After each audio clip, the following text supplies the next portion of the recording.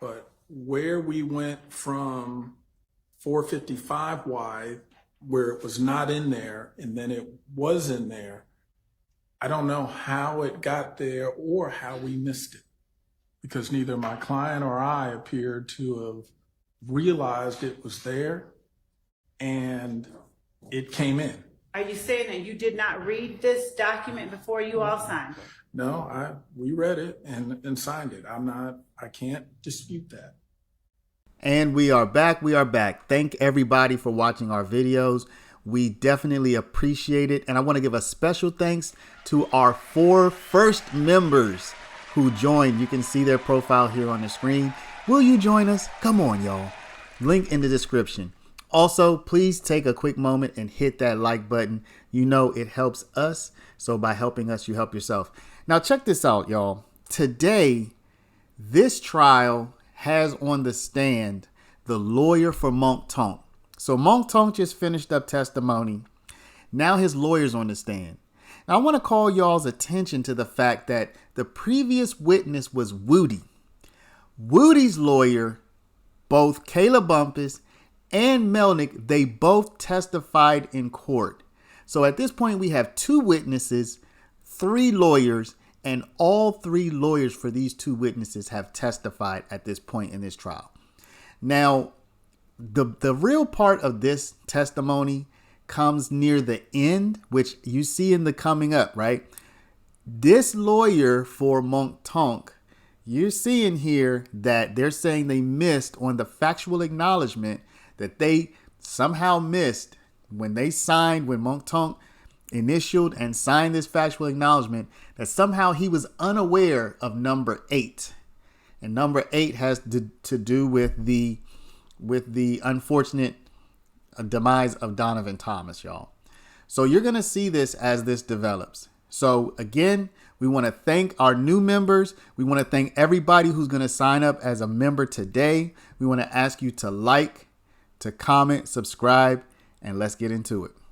But my email to him asked him to forward any correspondence between the 2 of us regarding this case.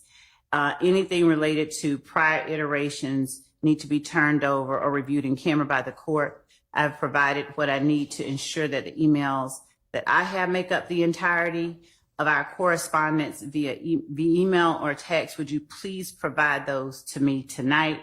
He said he did.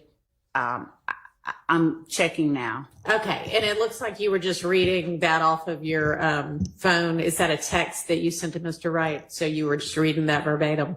It was, okay. And I just got his personal text. Apparently, I had been trying to reach him via some service that goes to his voicemail. So my investigator was the one that was always able to contact him. Okay.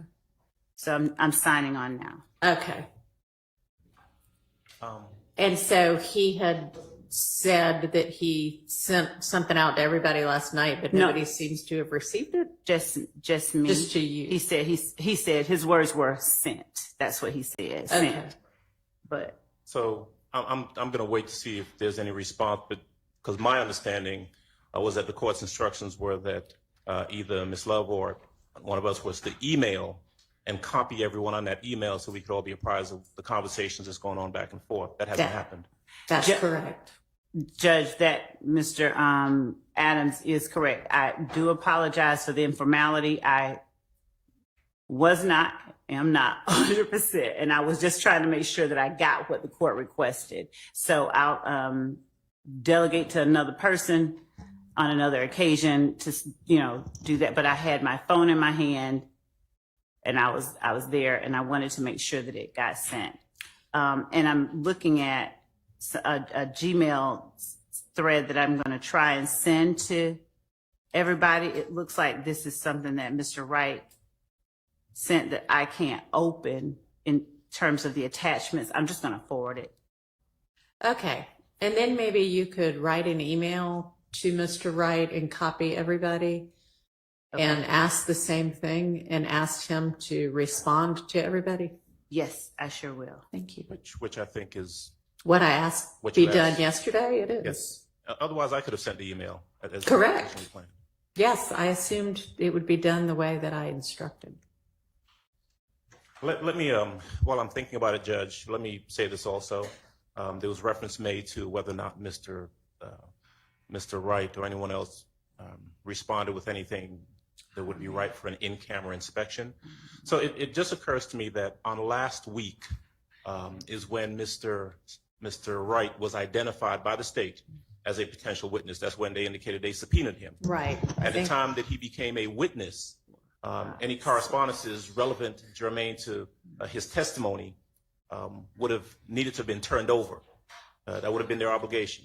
And so we shouldn't have had to ask for what we asked for yesterday. They should have turned that over automatically once he became a known witness to them. They hadn't done that. And so, you know, I don't know what. Okay, what I can ask so for to do at this point. was it Friday that he was identified as that you put him under subpoena, or Thursday? I can't remember. Truthfully, I can't remember. I did tell the court and him, I think, on the same day, but I can't remember which day it was. But And then it was yesterday that you forwarded all of your correspondence to him. And then yesterday evening that we sorted out the idea that maybe his correspondence back to you should also be included. And I don't think there's anything that I needed to review in camera for Mr. Wright. I think you were just going to share everything, right? right, I am. That's all. That's what I'm doing. Okay.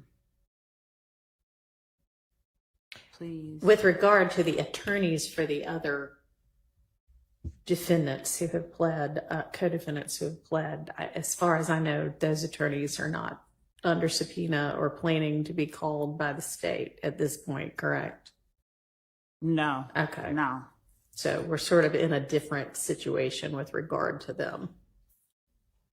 Yet I still believe, Your Honor, that we are entitled to get those emails if there's any Which is exculpatory why material. Miss Love can either share them fully or I can do an in-camera inspection. And Your Honor, for reasons that may or may not be apparent, I would prefer the in-camera inspection in terms of, I don't think that there is any circumstance that anybody said.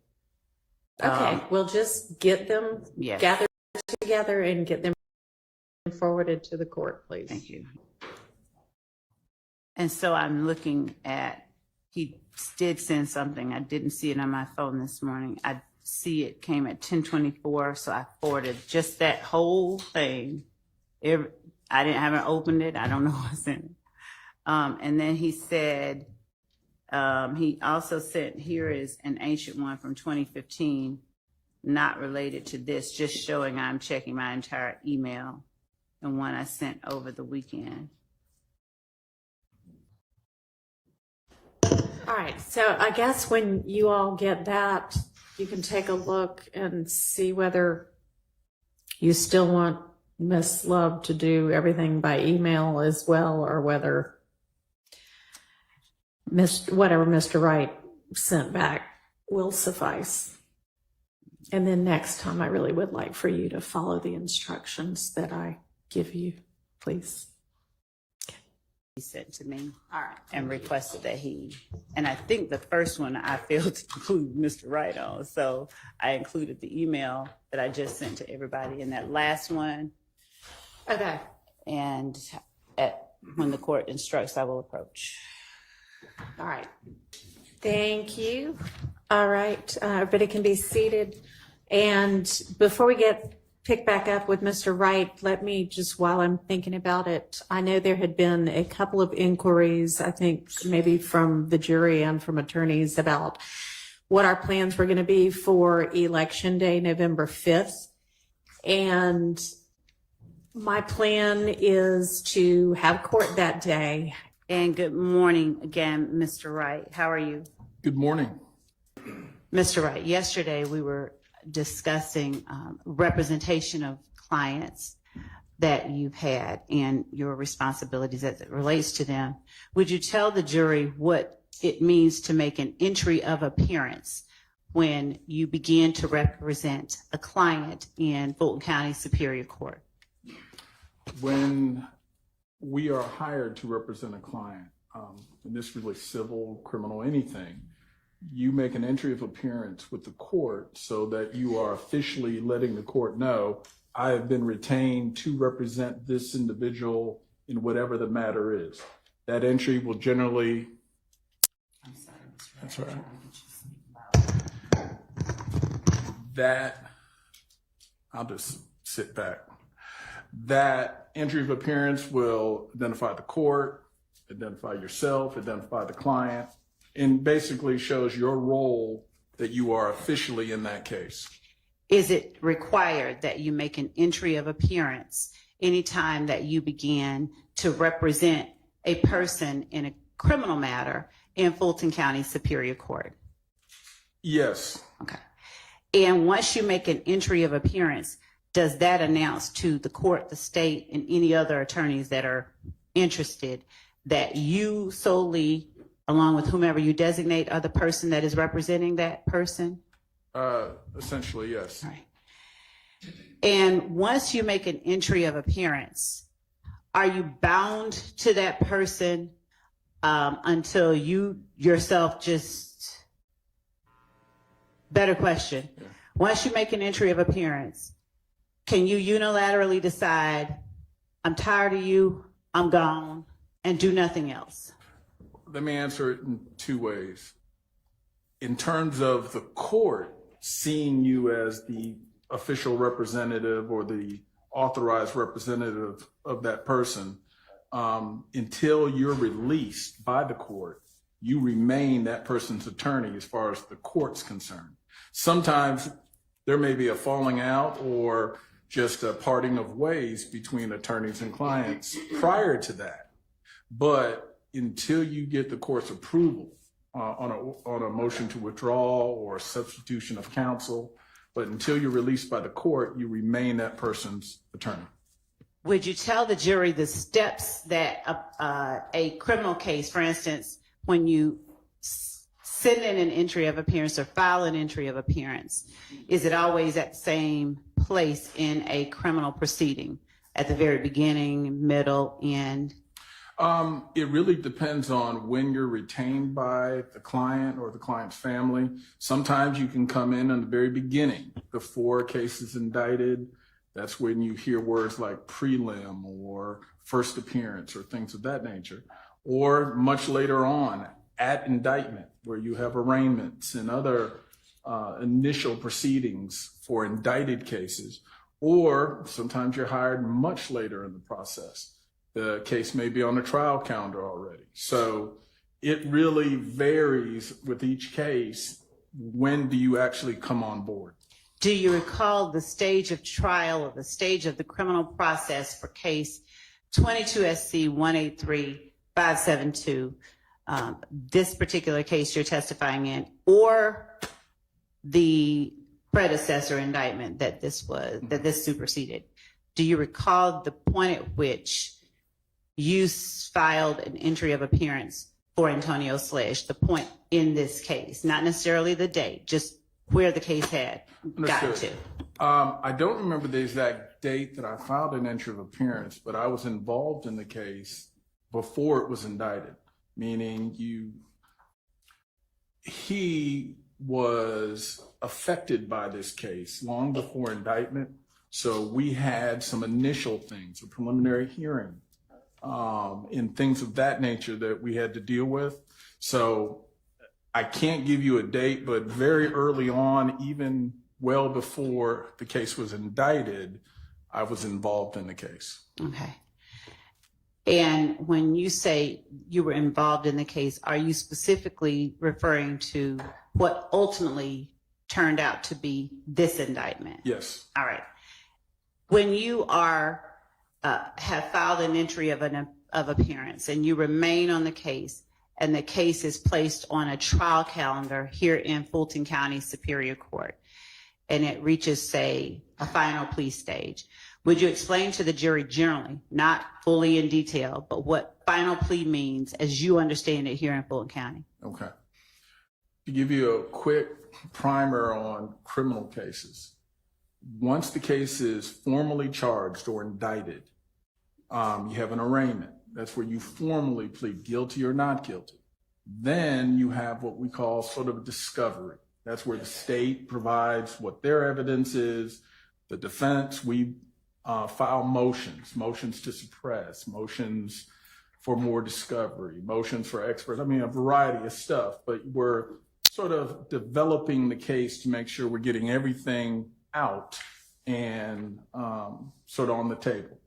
Then after that process has sufficiently occurred where discovery is exchanged, certain motions may be filed, may be heard, eventually the court puts it on a final plea, which says, hey, all this stuff has been done. Have you come to a decision on what you're going to do? Do you want to proceed with trial or do you want to resolve the case? And a final plea date is significant because there's generally two kinds of pleas. There's non-negotiated and negotiated.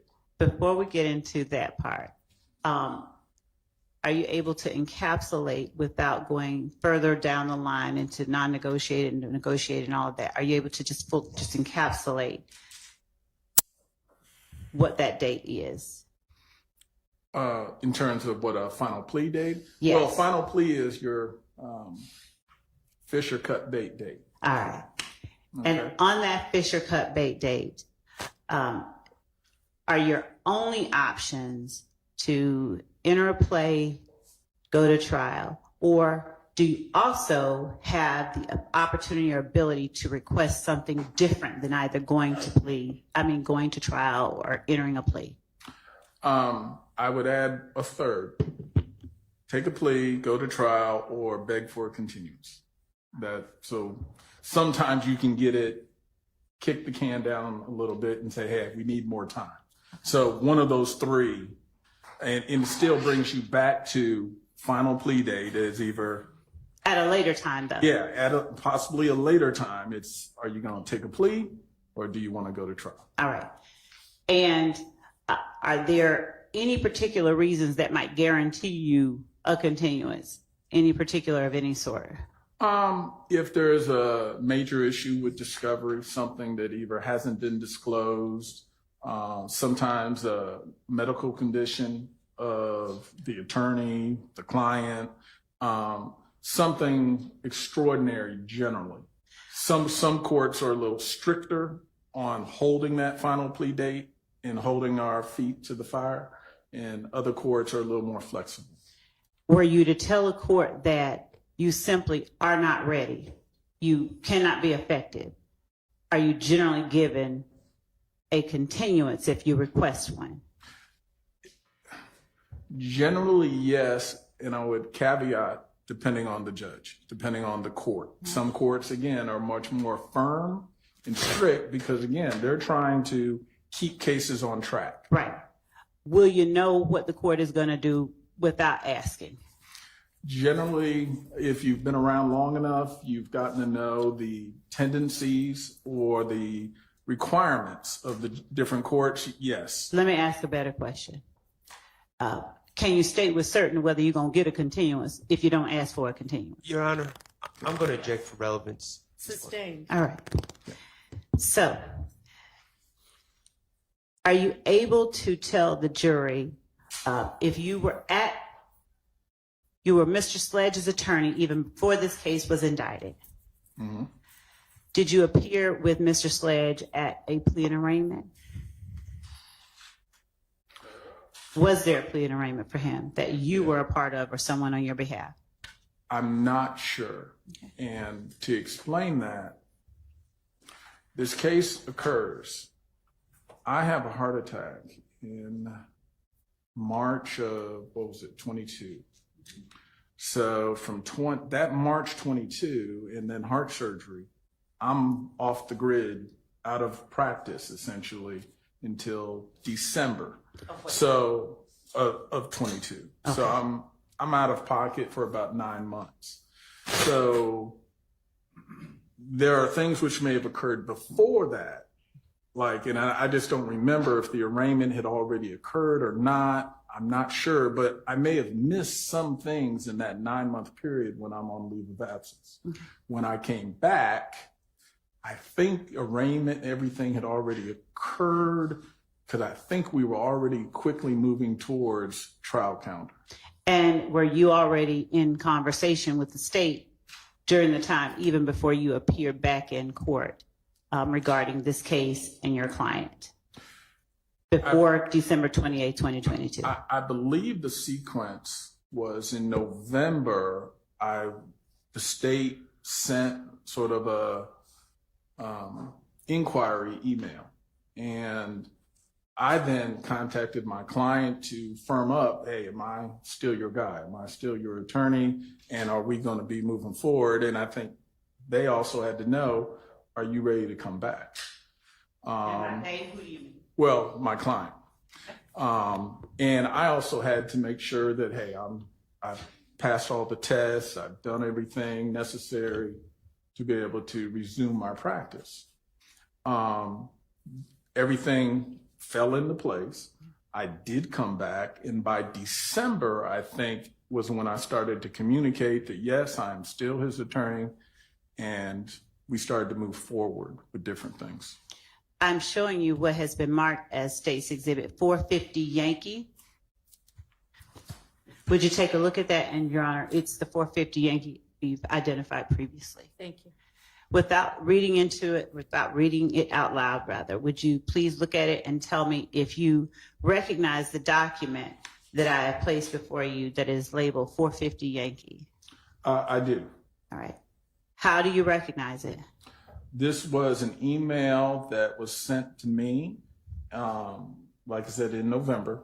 And it was, when we receive a letter of this nature, it's sort of an inquiry. Without getting into all of the details, is that an email that I sent to you on November 30th? Yes. All right.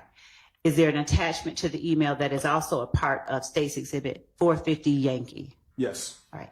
And did that attachment also make its way to you in that email on November 30th? Yes. Is that a fair and accurate copy of both the email and the attachment that you received from the state on November 30th, 2022? Yes. Your Honor, the state tender states 450 Yankee is evidence. It's admitted. Mr. Wright, would you please read the body of the email itself? Just, and by the body, I'm talking about, yes. Okay. Good afternoon, Attorney Wright. It's always good speaking with you. In the event that your client wishes to speak with the state in this case, I've attached a standard proffer letter for your consideration. Please let me know if you can provide any further assistance. Adrian. Now, looking at the proffer letter that is attached, with the court's permission, I'd like to publish the proffer letter. It's a blank proffer letter, but it's a, You may. thank you. And for the record, this will be pages 2 and 3, I believe, of State's Exhibit 450 Yankee. While we are pulling that up, with a simple yes or no, is a proffer letter the same thing as a plea agreement? No. All right. And is that distinction made within the proffer letter that you received? The general language distinguishes between, Scroll up to the first or page. at least makes it clear that this is not in itself a plea agreement. This is really just an agreement to start having conversation between the state and the client. Mr. Wright, are you able to see the first paragraph of the proffer letter that is before you on the screen? Can you see that? I have some readers if you don't. No, I'm just trying to clear this audio box. May I approach and You may. are you not able to see it? I am. All right. I don't want you to read the entire document that's in evidence, but would you please read into the record just that first paragraph, starting with Dear Mr. Sledge? Okay. If I just read off the letter itself. That is fine. Okay. Dear Mr. Sledge, the Office of the Fulton County District Attorney, Atlanta Judicial Circuit, has been informed that you may wish to make a proffer for the purpose of providing information that you may have regarding the individual or individuals involved in the enterprise Young Slime Life hereinafter YSL, or otherwise have information regarding your own involvement. This is not a cooperation agreement or a plea agreement. The following terms will govern any proffer session with you. Okay. Now, without going into each of the terms, was a requirement of the proffer agreement, and starting with this particular one, that Mr. Sledge actually sit down and have a conversation with you present, along with an investigator with the district attorney's office and a prosecutor from the district attorney's office. Yes. All right. And based on the request made on November 30th, 2022 to you, was Mr. Sledge's complete truthfulness and candor material conditions required in this proffer? Yes. All right. Did the proffer letter inform Mr. Sledge that if he knowingly withheld material information or willfully made false or misleading statements during the proffer, any statement made or other information provided during the proffer could be used against him in a subsequent proceeding against him for perjury, obstruction of justice, or making false statements to law enforcement? The letter does give that notice. Okay.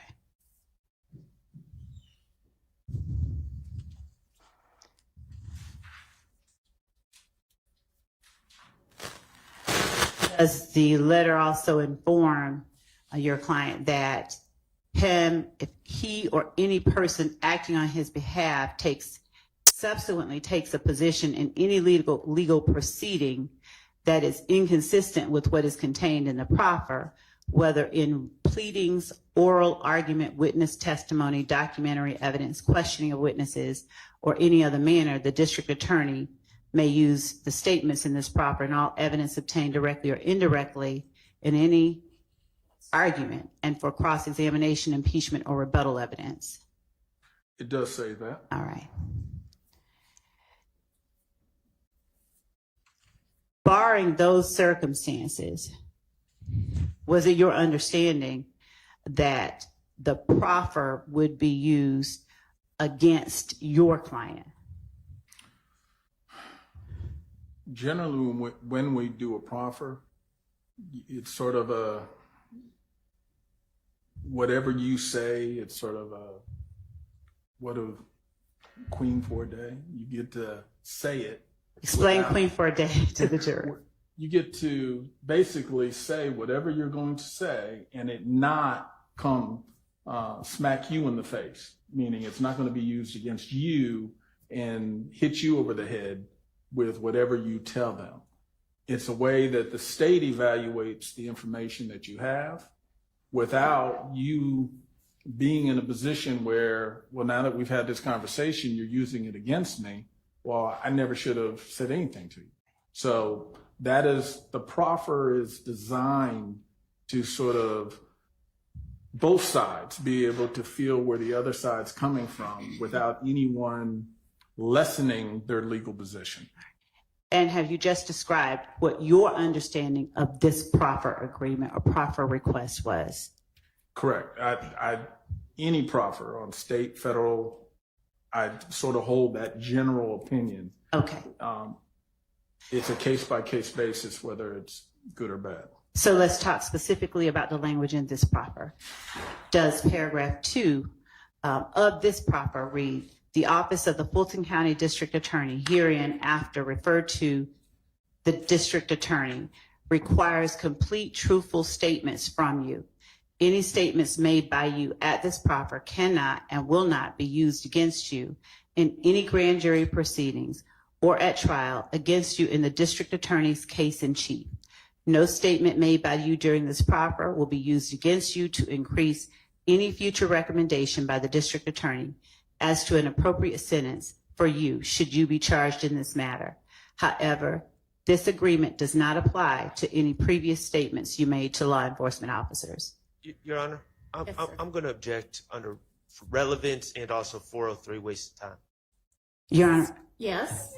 as it relates to questions on cross-examination about whether or not a request was made to sit down and speak with Mr. Sledge and Mr. Sledge's answer, the contents of a request to sit down and speak with Mr. Sledge and the circumstances or the requirements are relevant for the jury to assess any information they hear from witnesses on the stand. Okay, well, they've heard that occurred, so move on. Thank you. Sustained. Thank you. Did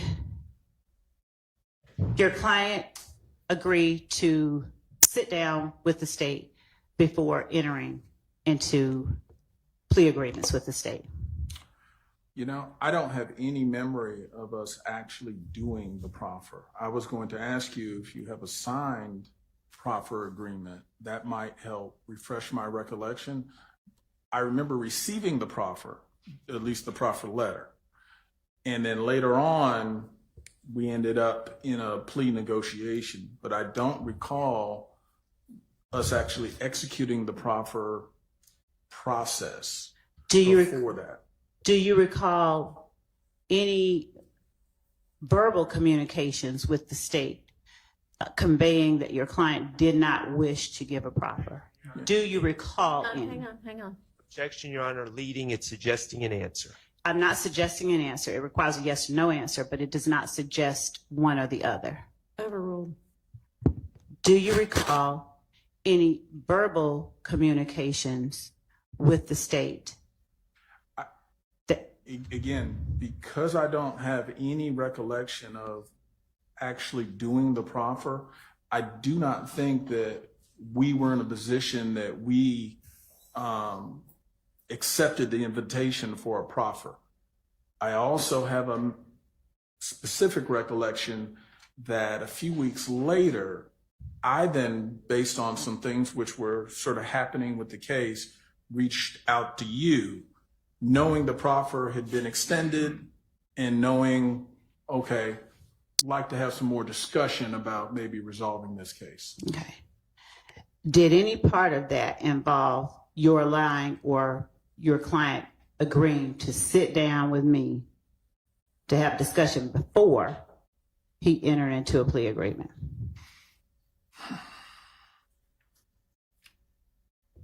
I just don't have a memory of having a conversation with you prior to the plea. So I at this point, I would say I just don't recall that. If it did occur, if you can refresh my recollection, but I don't recall there being a meeting between y'all. If your client wanted to meet with the state, would you have arranged it? Well, yeah, we certainly, if my client had expressed an interest, then I would, of course, it'd be my duty to follow up on that. And would you have, based on your practice, would you have sent that via email? How would you have conveyed? It may have been a phone call, but more than likely I would have emailed, so I would have had something in writing to confirm it.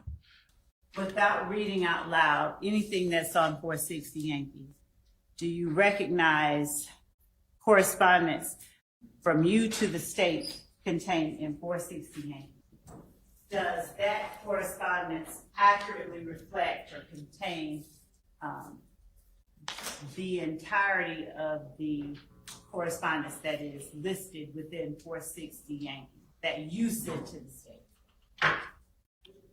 I believe so, yes. As you reviewed the correspondence that you sent to the state at my request this weekend, did you find anything as it relates to this case in addition to what's contained in 460? I did. Ultimately, what I was sending to you in that exhibit was some of the stuff I had found to make sure that I guess everyone was on the same page. as to what our correspondence was. And showing you 461 Yankee and 462 Yankee without talking about what they are those additional emails that you sent to the state in response to the state's request that you provide all the correspondence that you sent to the state regarding this case and your client.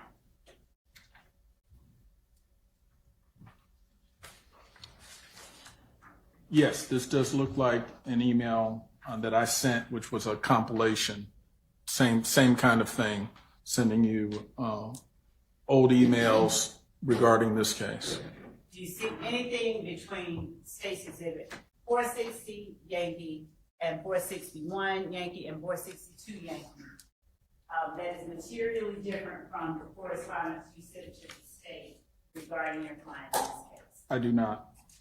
Do you see any difference, any omissions between what you actually sent to the state and what is contained in 460 Yankee, 461 Yankee, and 462 Yankee?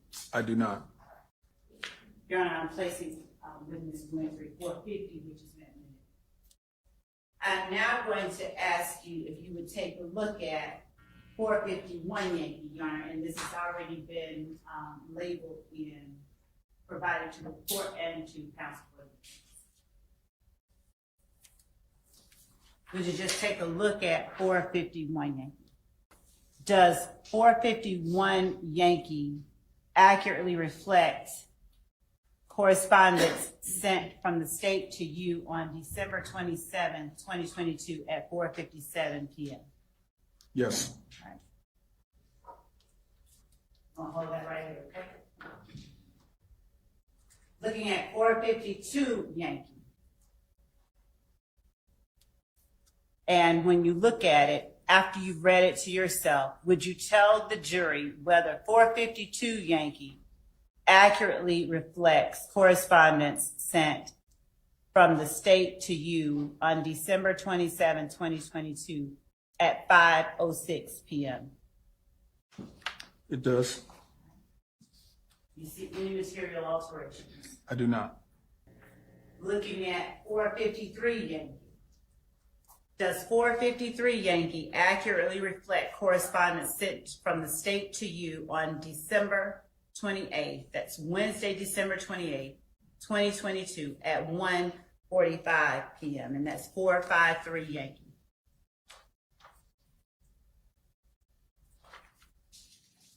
This appears to be an accurate copy. Do you recognize or see any material alterations or deletions? I do not. Showing you 454 Yankee. Does 454 Yankee accurately reflect correspondence sent from the state to you on Wednesday, December 28, 2022 at 1:46 p.m.? It does.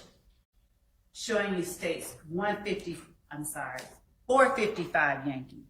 Does 455 Yankee accurately reflect correspondence sent from the state to you Wednesday, December 28, 2022 at 1:54 p.m.? It does. And showing you State's Exhibit 456 Yankee. Does 456 Yankee accurately reflect correspondence sent from the state to you on Wednesday, December 28, 2022 at 2:34 p.m.? It does. And showing you what has been marked already as State's Exhibit 1AS. Do you recognize that as the agreement that was ultimately signed by you, your client, and a member of the state on December 28, 2022?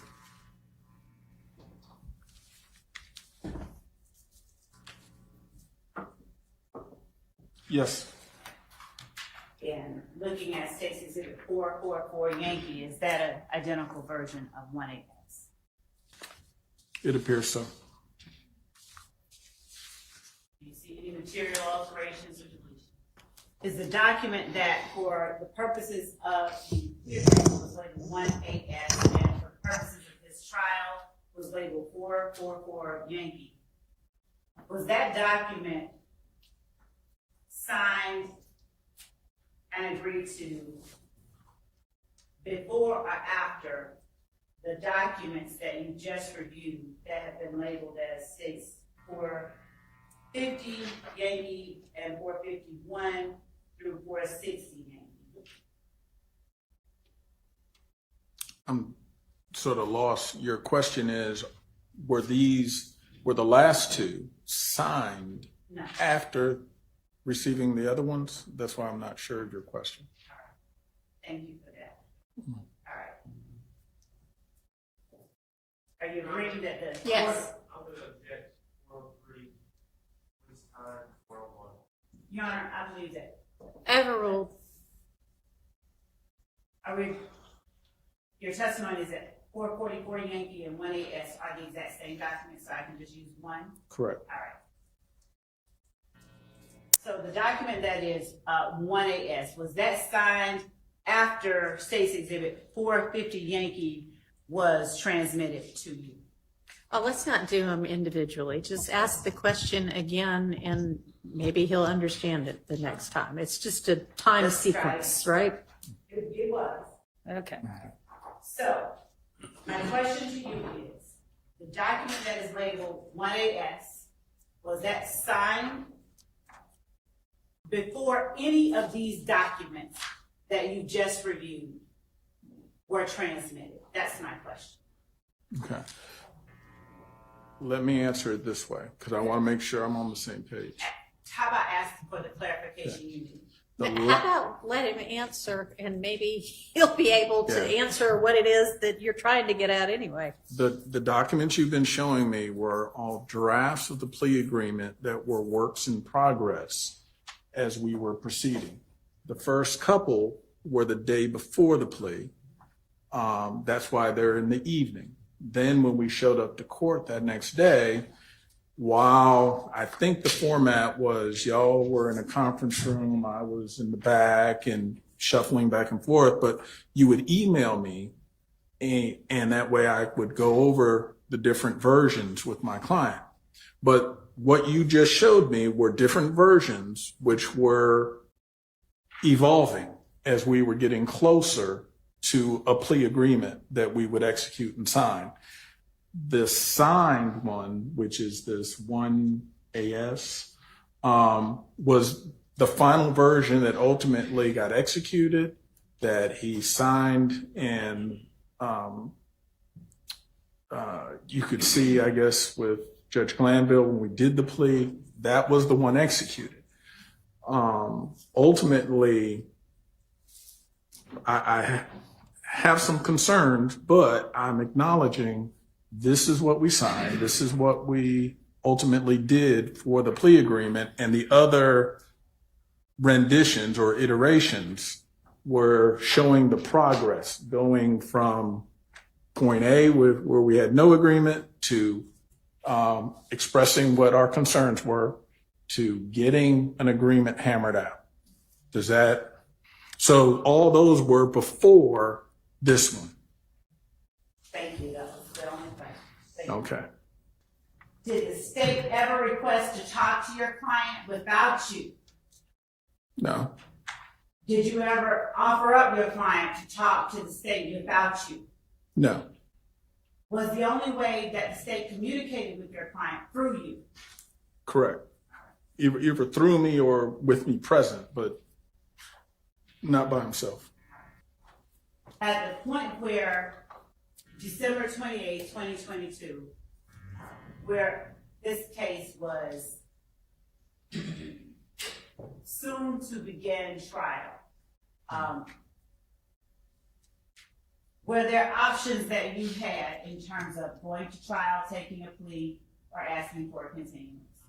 Again, let me answer it this way. I'm not trying to be difficult, but an explanation. Legally, yes, we had options. We could go to trial or we could take a plea. Those things all in the very mundane, simplistic way, yes.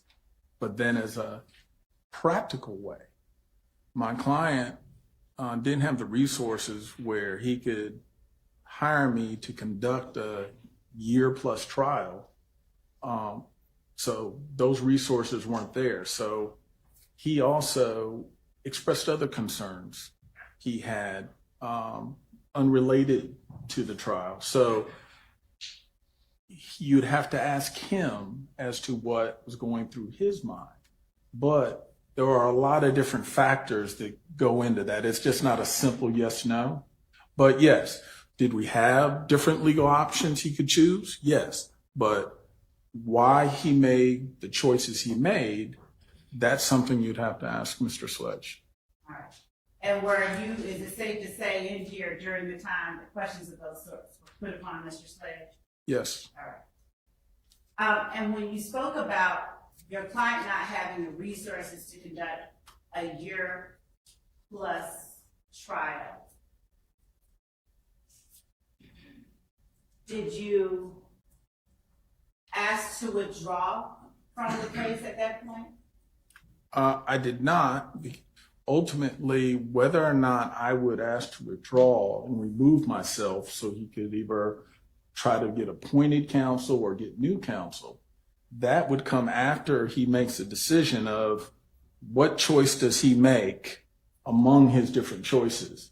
Because he chose to go forward with the plea, then we never reach the issue of that. And did you ask for a continuance at that point? We did not.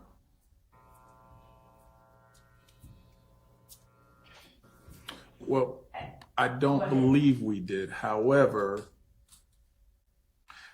I think I had been fully cleared to conduct trials, but I just want to say it might have been, it was right around that time frame. In fact, I think I had just finished a jury trial. So I think I was already cleared. So no, let me go back.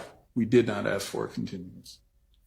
And did you convey to the state certain things that your client simply could not agree to as it relates to some versions of iterations of the plea agreement?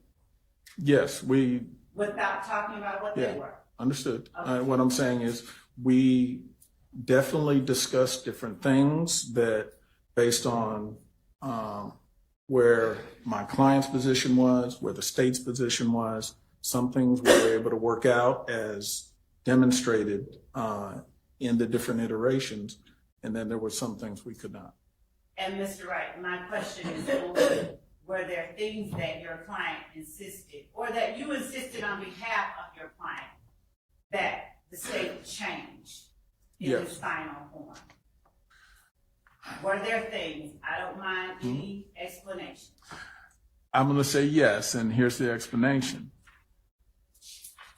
Almost all the things we asked manifested itself in iteration number 3. That was the version before version 4, which is the one that ultimately got executed.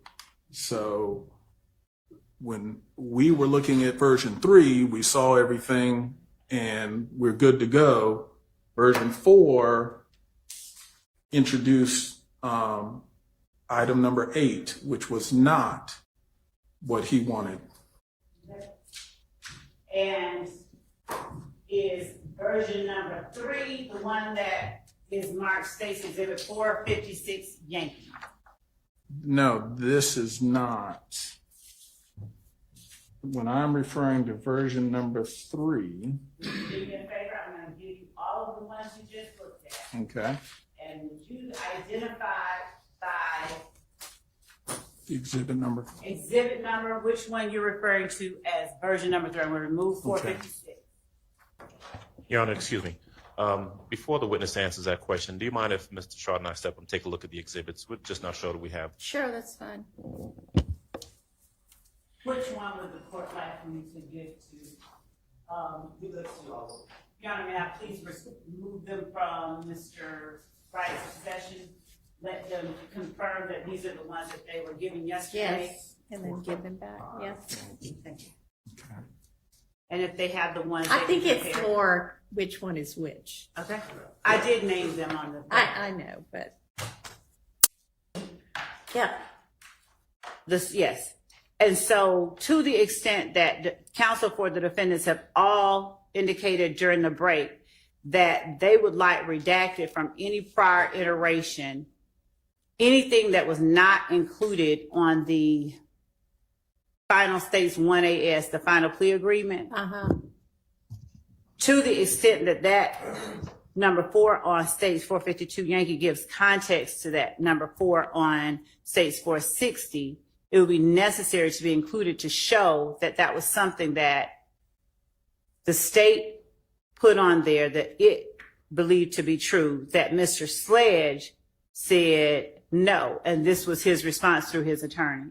Okay, so I'm confused now. On the different iterations that lead up to the final agreement, I understand that one of them is this number 4 that the state was proposing that he say That he was saying that he, Sledge, had personal knowledge that YSL associates were planning to murder Donovan Thomas Jr. And that is not ultimately what number 4 said.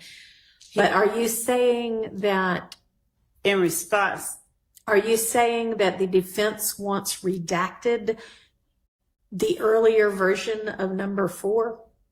yes. Your Honor. Yes. Okay. I think we're going way down a rabbit hole here. The state seems to me, we don't need anything redacted if it's not being admitted into evidence. Well, I think it is going to be admitted or at least tendered for admission into evidence. And the reason that it is at issue is because Mr. Sledge said there were things that I absolutely wanted changed that didn't get changed. And this establishes that there were very material things that would have been beneficial to the state that got changed because Mr. Wright and Mr. Sledge requested that they be changed. So I understand why that is relevant. I mean, if these are going to come in, I would certainly think that we need an instruction that they're not to take any of this as factual because it's not in fact what he ended up agreeing to. I agree. Yes. Well, can I just Yeah. some things? Okay. Okay. First of all, I agree that Mr. Sledge said that. I also know that Mr. Wright and actually Mr. Sledge acknowledged that some things were changed, some things were not changed. So no one is claiming that nothing was changed. Okay? That's first. But secondly, I want Your Honor to understand, and I sought clarity from the state because I don't work for the state. I was not communicating with Mr. Sledge back then. These initial factual acknowledgments were in no way based on anything Mr. Sledge ever said to the state. The state came up with these factual acknowledgments from a review of the discovery and proposed these. So the genesis of these is purely divorced from anything Mr. Sledge stated. Okay? It's not, there's nothing that Mr. Sledge said, okay, this is my story, and then the state came up with these factual acknowledgments, and then Mr. Sledge was like, oh, well, you don't have that quite right. This is what the truth is. These were drafted by the state from looking at the discovery. Okay. So I would ask if we're going to let in basically incorrect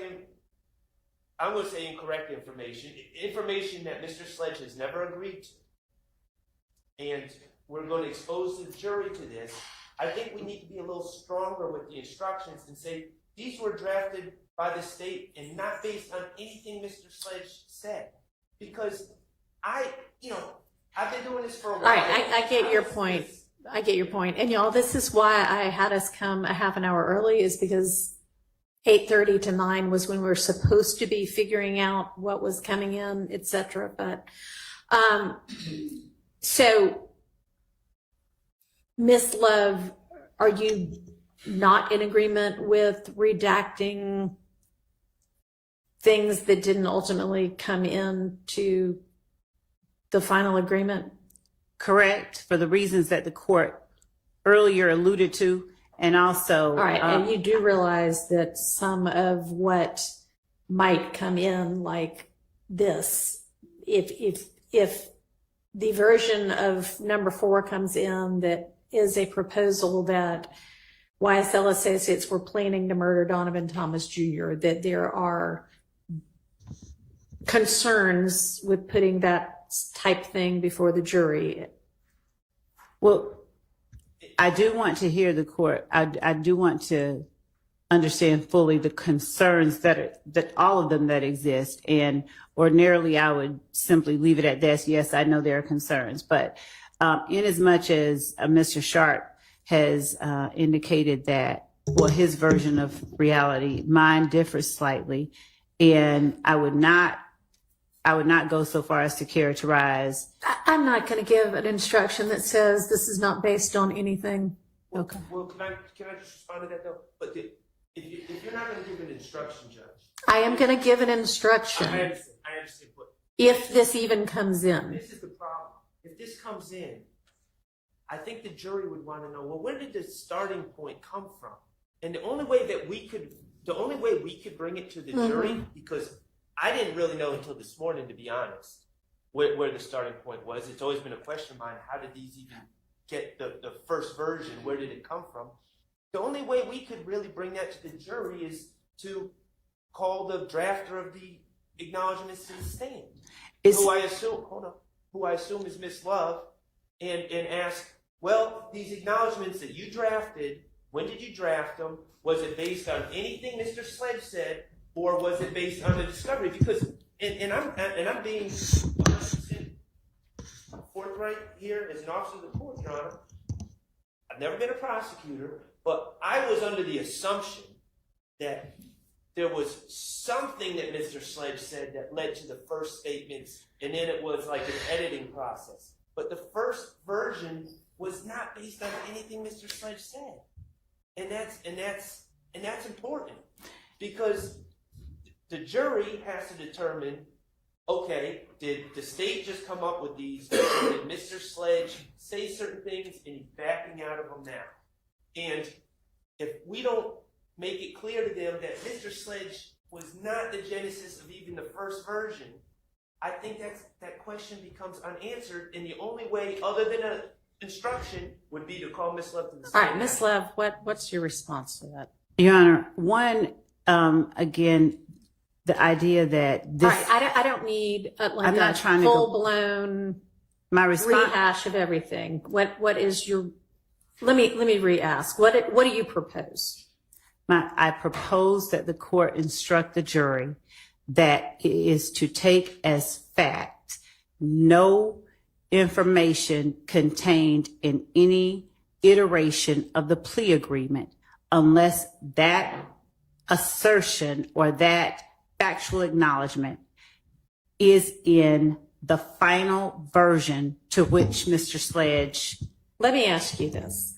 Would you be able to get essentially the same information before the jury? And I believe the information you want before the jury is that very material things about the factual acknowledgments were changed at the request of Mr. Sledge and Mr. Wright. Is that essentially the point you want to make? Blandly, yes. I think that I would rather ask Mr. Wright, did the state ask, because essentially that's what we're doing, because we couldn't sit down with him. Did the state ask your client if he had personal knowledge that the murder of Donovan Thomas was pre-planned by YSL members? Did we ask him that? And did, through you, your client tell us no? Did he say no?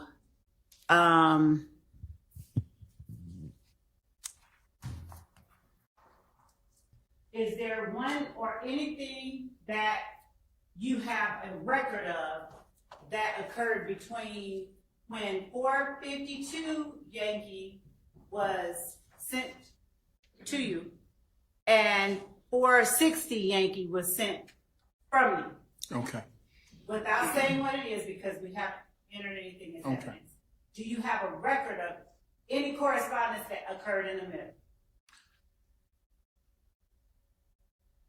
The record would be in reviewing my emails and without going into the contents, there's what I saw and had on the 27th of December, and then what we were interfacing back and forth on the 28th when we were in court.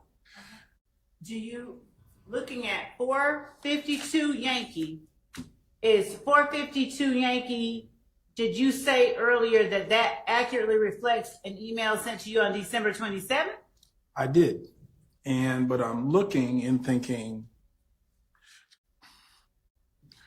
there were at least 4 versions, but there might have actually been a little bit more. But when I'm looking at what I thought was the first version, which is what I thought my response was to, it looks like this may have been an updated first version, meaning I'm just seeing some slight differences.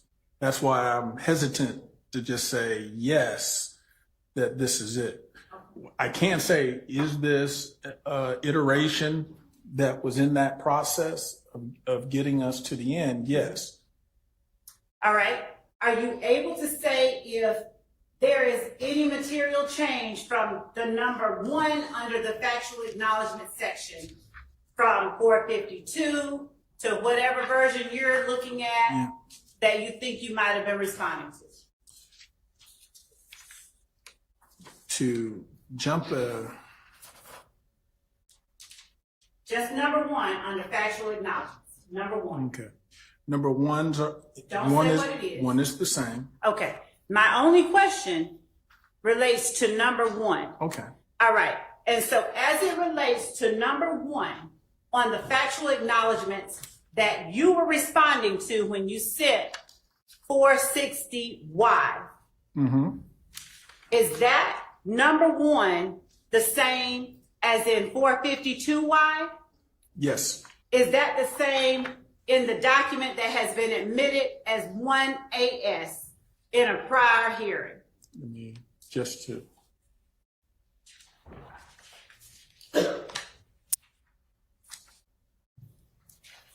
Yes. And is that the same as number 1 on State's Exhibit 444Y? All right, we already established that 1AS and 444Y are the same document, so we don't need to ask that right. question for all of them. All right.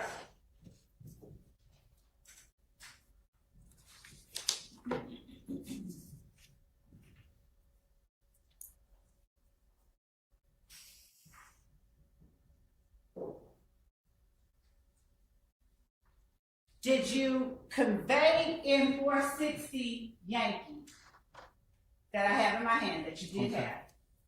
Did you convey in an email to the state on December 27, 2022 at 8:43 p.m. that is a part of 460 Yankee? Did you convey changes that needed to be made to the plea agreement in the form that you were looking at, whichever one it is? Yes. Were those changes reflected in the document that is 1AS? And I don't need you to read it. Yeah. No, I was going to say all the changes were ultimately incorporated. The only issue with the document 1AS is number 8. Okay. So are there any changes that you saw, need to request, that you do not see reflected in 1AS?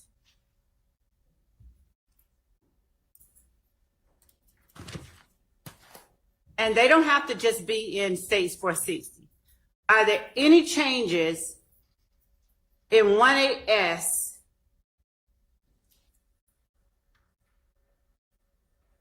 Are there any changes that you asked to be made that aren't made in 1AS?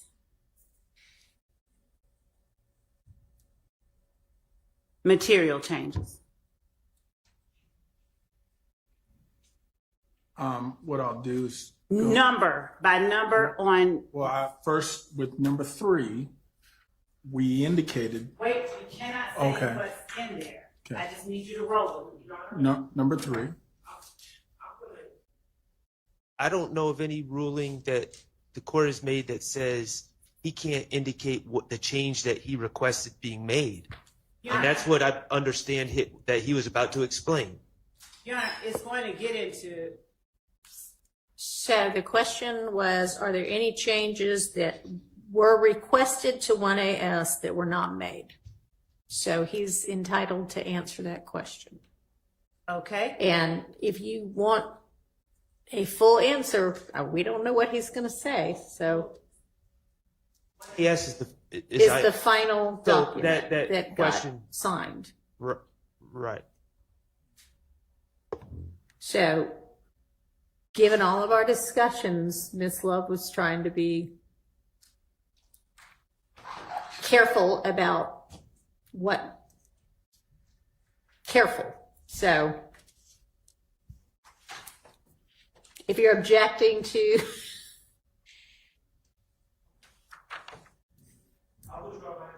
okay.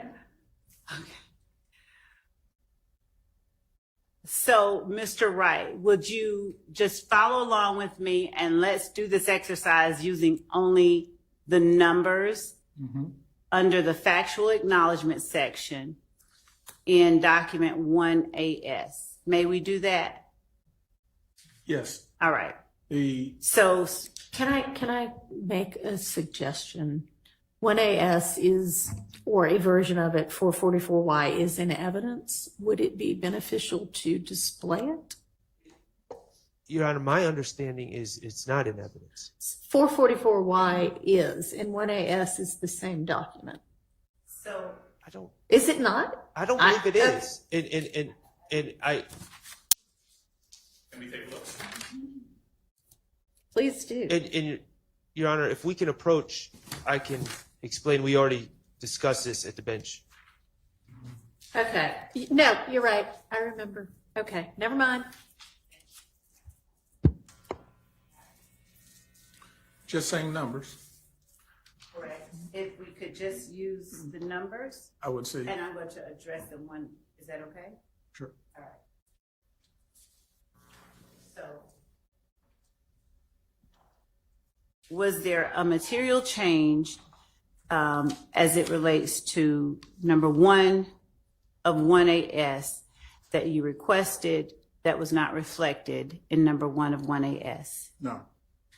Is there a material change to number 2 of 1AS under factual acknowledgments? No. That you requested that was not made? No. Is there a material change to number 3 of states 1AS under factual acknowledgments that you requested but was not made? 3, yes. Okay. So we'll put that down. And we'll come back to it. Was there a material change to number 4 in states 1AS that you requested that was not made? No.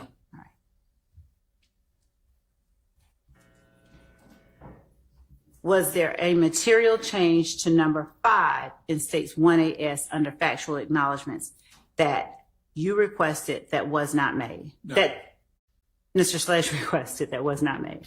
No. Was there a material change to number 6 of states exhibit 1AS under factual acknowledgments that Mr. Sledge requested through you that was not made? No. Was there a material change to number 7 under factual acknowledgments as reflected in states 1AS that Mr. Sledge requested that were not reflected in number 7 on 1AS? No. Can you just say same question for number 7, same question for number 8? Okay. Okay. Same question for number 8. And if I think number 8 Yes. wasn't on a prior, And yes, but and again, it wasn't on a prior edition, but it was on the added to last this one. edition. So, but So the I can't- subject matter was one of the things we said. Okay. So, Your Honor, I can't ask the same question for, okay. All right. Number 9, was there a material change regarding number 9 that was requested by Mr. Sledge through you that is not reflected in number 9 under factual acknowledgments of states 1AS? No, Is there a material change to number 10 on states 1AS under factual acknowledgments requested by Mr. Sledge that was not made on the final document? no, Same question for number 11. no, Same question for number 12. no, Same question for number 13. no, Same question for number 14. no, Number 15, same question. no, Number 16, same question. no. As to the sentencing acknowledgments that are reflected in states 1AS under section 5, did you review those? Are you comfortable telling the jury whether or not you went over those sentencing acknowledgments with your client? Just yes or no before you explain anything. I would have went over the entire agreement, including that section, yes. Okay. Did you allow your client an opportunity to ask any questions that he needed to ask? Yes, Did you restrict his ability to ask you questions? no,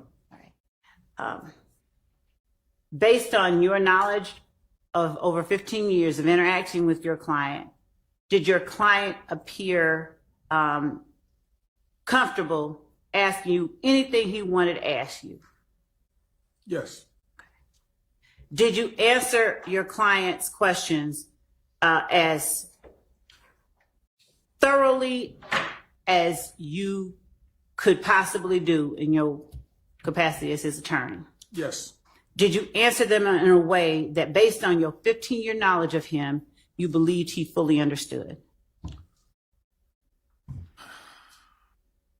I hesitate. My answer would be yes, but again, I'm not a mind reader. So other than perceiving his responses to me and that he seemed comfortable, I can't purport to say what all is going through his mind. I didn't ask you that. Okay. I appreciate your response, though. I appreciate your clarification. So I asked the question I did for a reason. Based on your 15 years of knowing him, Mm-hmm.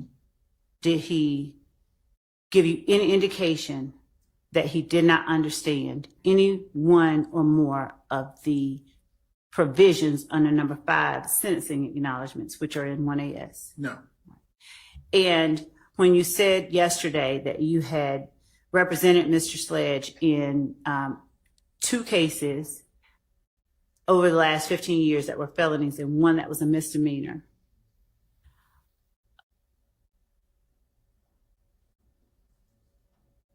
would you explain like what it is, how you're able to determine when he doesn't understand something as it relates to a plea, and how you're able to determine when he does understand something?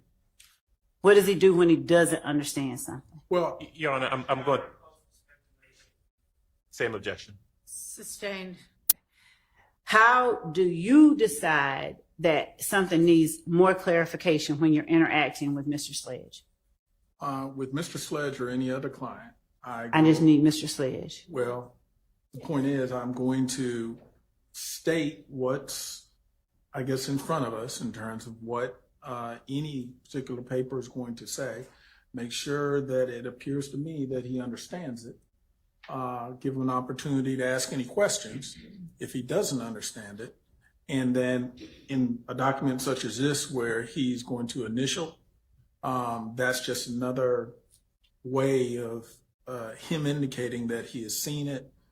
He's had an opportunity to discuss it with me, and he doesn't have any questions that we need to address to the court or follow up. And do you pay attention to body language when you're asking him if he understands something? Yes, Do you pay attention to pauses or hesitations when he responds in order to determine if he just doesn't want to say it or if he really understands it? I don't speculate. Didn't go that far. Yes. I'm trying to get a direct response so that I know how to proceed. But I understand your question, but I'm saying I generally am not going to try to surmise based on just body language. If there's something that creates a red flag for me, then I'm going to follow up with a question. Your Honor, I'm going to ask a question that's going to harken back to something yesterday. It's going to sound not relevant. I ask the court's indulgence for a moment for me to ask this question. You remember yesterday when you were telling the jury that a particular question sounded like a hot topic, and I asked you, what did you see from me that made you think it was a hot topic? Understood. Okay? So when you're talking to your client, what do you look for to see or make you feel like he does understand something? I'm listening. To object, I believe that question has actually been asked and answered. Sustained. Are there nonverbal cues that you look for to see whether or not your client understands something? I would say yes. I mean, I'm looking at their facial expression. Do they seem to be very clear on what we're discussing, what the topic is, what their response is? And, obviously if the client is very emotional, that's the more obvious. But I'm just trying to make sure, have you heard it? Do you understand it? And what is your answer? And then ultimately we go from there. Have there been instances during this plea or any other with Mr. Sledge where he's asked you the meaning of certain words that he did not understand? I don't have a specific recollection of him asking about the definition of a word. However, anytime he had a question about the content of a statement or what that means, he did not hesitate to ask me. Okay. Did you take care to explain what you would consider legalese or legal terms to Mr. Sledge that you thought he may have a problem understanding?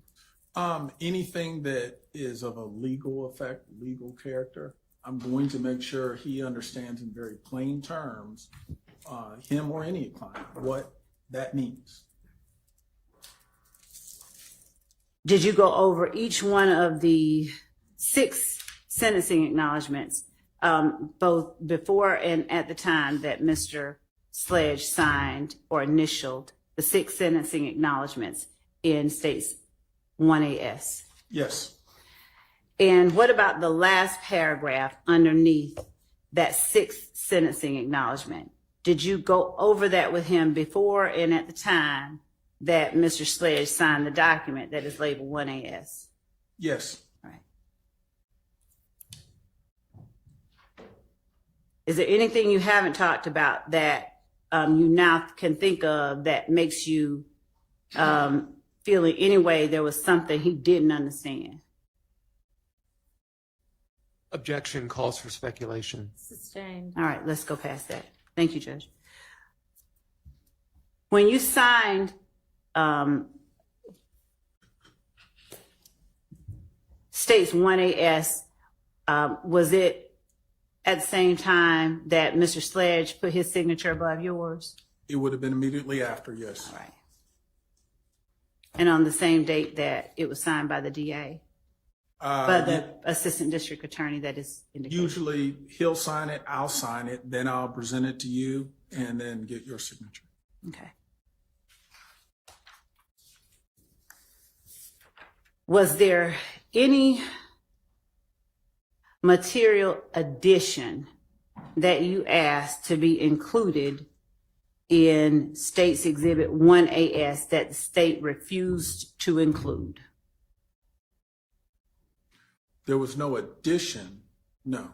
Okay. or rather, let me say it this way, no addition that we asked Okay. that was not included. Okay.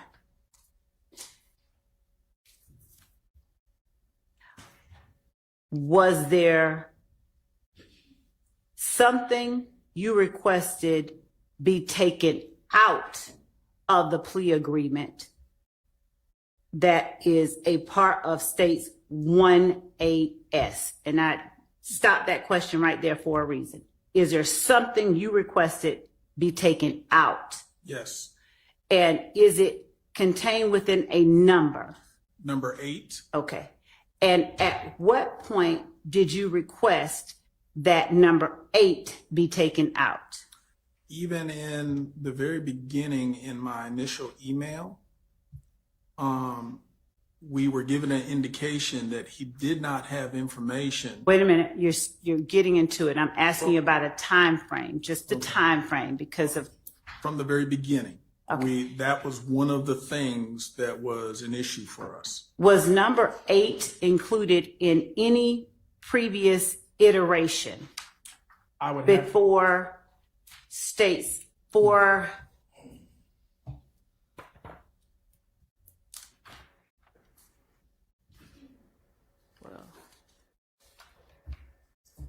Based on your notes, what iteration did the date and time that number 8 first appeared in, well, based on your notes, and without saying what number 8 is?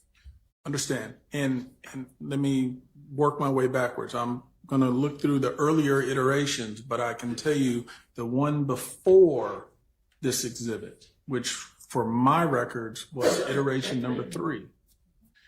It was not in there. So the subject matter of number 8 had been removed from earlier versions, was not present in iteration number 3, such that it appeared again in iteration 4. And so would you tell me, or the jury rather, what iteration between states 450 and states 456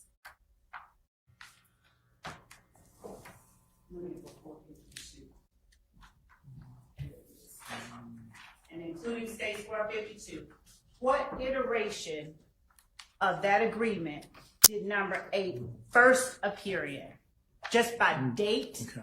and time and exhibit number?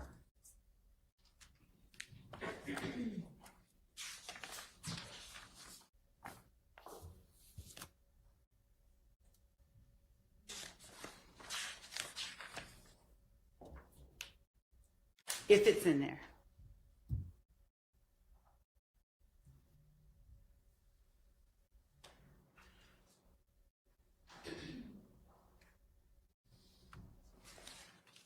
Okay. It was not in 451Y.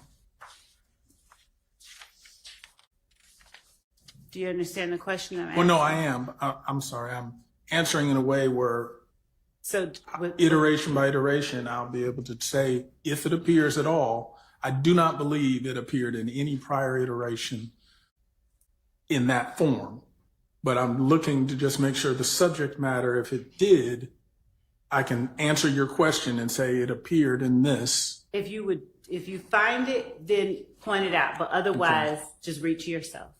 Okay.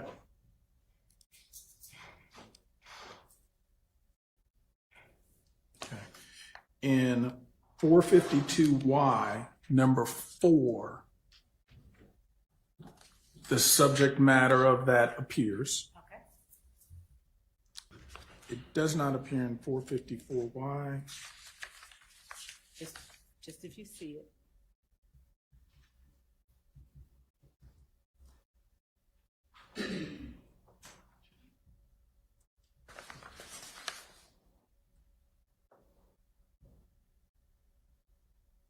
It appears in 456Y, Okay. also number 8. Okay. And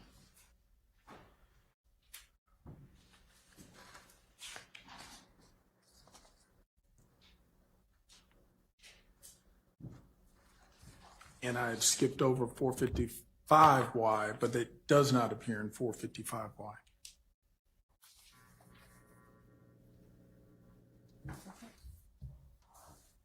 So as you read over and initialed 18S with your client, I'll take these. Yes. Did you ever speak to the state about number 8? To the best of your recollection, did you request that number 8 be removed? No, I did not.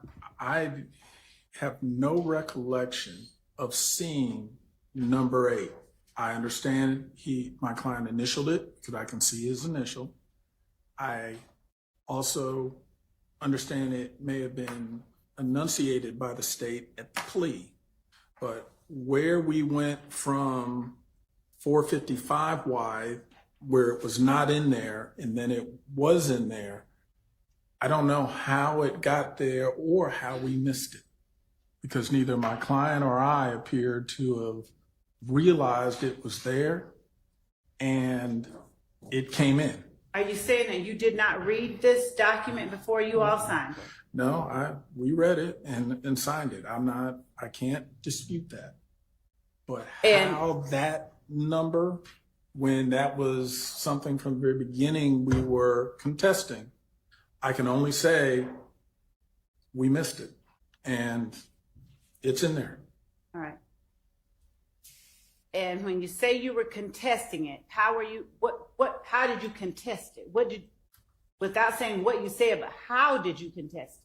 Well, by telling the state that information, that's the subject matter of that, is not something that he has knowledge of or information on. So I'm sort of hamstrung to answer your question. All right, we'll come back. And so at the time that this document was being read into the record, were you paying attention? I was paying attention, but I missed it. So apparently not good enough. Just as when I went over it with my client, which I did, I'm not saying I didn't, but that is something that it sort of was a surprise of this trial for me, was that was in there. And how did we miss it? And when you speak of that was a subject matter, beyond it being something you referenced in, you said you saw it referenced in 452 Yankee number 4, and you saw it in 456 Yankee as number 8, the final iteration. Is that fair? Did I get Correct. that right? Okay. Do you have notes, or do you have an email or a text message or anything that reflects, hey, 456 or number 8 on this document, not the final, but number 8, take it out? To answer your question, going back to when this was happening, when we saw 455, it was not in there and everything seemed consistent with what we had asked. When we were handed 456, I think we must have assumed, and I don't want to speak for Mr. Sledge, well, that 455 was what was being handed to us to execute. And we did not notice because, again, it's an addition. It's a completely different sort of addition, and it's in there. And again, I'm not disputing it is in there, but I can't explain to you how we missed what we thought we were signing, or what I thought we were signing was 455, not 456, with that additional number 8 embedded in the factual allegations. And I don't have an acceptable explanation as to how we missed it. Okay, so looking at 455, and Your Honor, this is one of the last 3 questions that I have. Looking at 455, is 455 Yankee number 8 what you're referring to when you said that you thought 455 Yankee was the last iteration? Correct. And I'm not going to go into it, but the subject matter of number 8 in this is different than what number 8 in 456 is. And so is 455 Yankee number 8 what you were trying to agree to? Yes. Okay. All right. And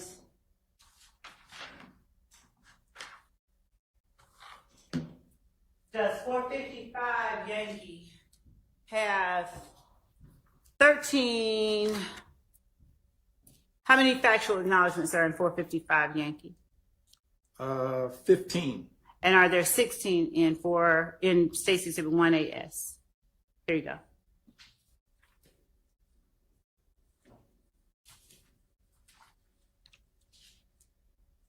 Yes, there's 16 in 1AS. And beyond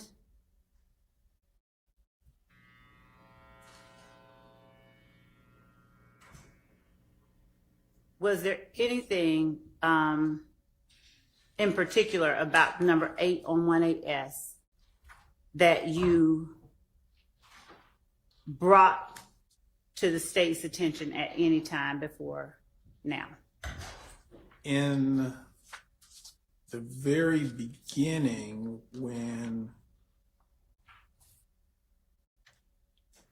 without going into the subject matter, You can give me just date and time if there's an email you're referring to.